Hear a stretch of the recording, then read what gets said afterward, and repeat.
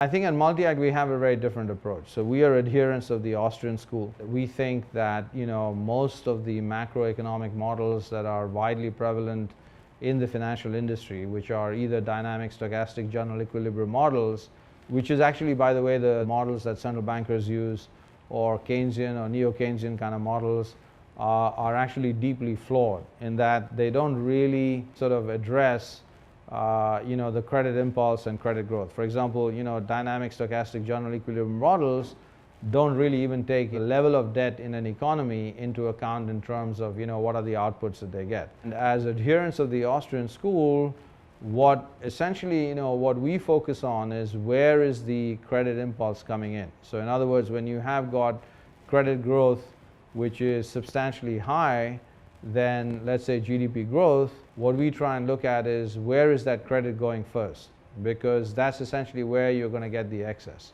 There is an interest rate which is a natural interest rate which reflects the time preferences of savers and borrowers. So if you think about saving as deferred consumption, then you need to have an interest rate which actually compensates deferred consumption. At any point in time, if you could choose between consuming today versus consuming in the future, you would choose consuming today.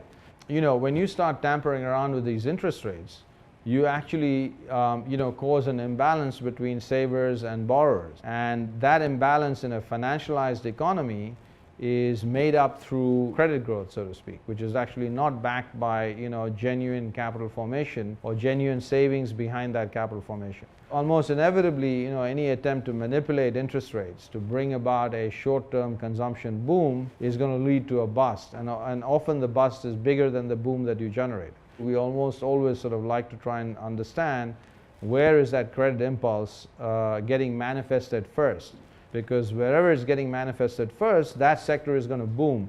That sector is going to attract resources, but that boom is not going to be sustainable. And so if you can understand the boom and then inevitably the bust, you actually put yourself ahead of the general investment managers who essentially don't try and distinguish these sort of impulses. This monetary arrangement is not just dysfunctional. In the next 5 years, 10 years, this monetary arrangement is going to change. We are really in a kind of a regime which hasn't been stable for any long period of time. So if you study financial history from 1600 onwards, there have been many episodes where we have temporarily gone to a fiat money system, but almost always that fiat money system has failed, and we have ended up going back up to some form of gold as money. When a commodity producer extracts a commodity, in effect there is a certain amount of resources that go into extracting that commodity.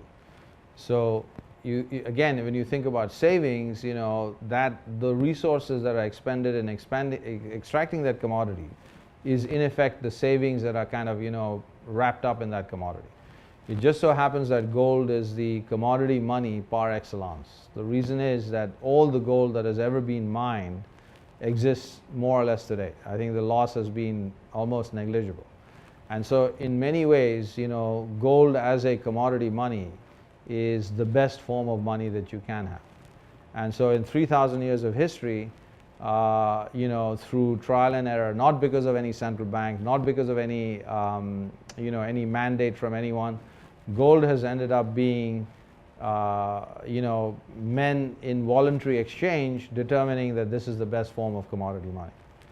So the point is that the Austrians very much believe in a commodity money. Gold happens to be the commodity money par excellence. That arrangement has actually happened through hundreds of years, thousands of years, through voluntary exchange, not through any mandate, not through anyone saying this is true or that is true or whatever, but through a kind of a mutual consensus, if you will, amongst people who transact. So we feel that you should be balanced across all the different asset classes. You should have some in cash, or what we call the best, highest quality form of cash is gold. You should have some allocation there, between 5 to 15%, whatever someone is comfortable with. You should have some allocation to fixed income, and again, when we say fixed income, we mean high quality fixed income. And finally, you have some allocation to equity, and again, we are talking about high quality equity. The most important determinant of the return to a portfolio is really the asset allocation. What drives those returns is, what is the sort of, economic regime. In cricket, would you use batting average to evaluate a batsman as well as a bowler? Obviously not. Similarly, in valuation, you cannot use price to earnings as a valuation metric across companies.